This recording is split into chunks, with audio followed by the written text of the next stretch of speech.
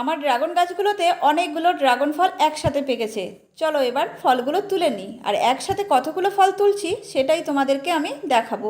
এই সিজনে কিন্তু আমি অনেকবারই ড্রাগন ফল তুলেছি, সেটা কেটেও তোমাদেরকে দেখিয়েছি, আবার খেয়েও তোমাদেরকে দেখিয়েছি।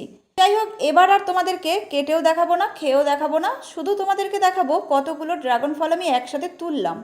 একসাথে এত ড্রাগন ফল তোলার কিন্তু আলাদাই একটা মজা আছে, তাই যে সকল বন্ধুদের বাড়িতে ড্রাগন ফলের গাছ আছে তারাই কিন্তু এই মজাটা বুঝতে পারবে। তাই তোমরা যারা ড্রাগন ফলের গাছ এখনও লাগাওনি, তারা যদি এই মজাটা নিতে চাও, চট করে ড্রাগন ফলের গাছ বাড়িতে লাগিয়ে ফেলো। গাছ বড় করতে আর সেই গাছে প্রচুর পরিমাণে ফল পেতে কী ধরনের টিপস ফলো করা দরকার সেটা কিন্তু তোমরা আমার চ্যানেলে গেলে পেয়ে যাবে। তাই আমার চ্যানেলটাকে ফলো করো আর আমার মতো গাছ লাগিয়ে প্রচুর পরিমাণে ফল তোলো।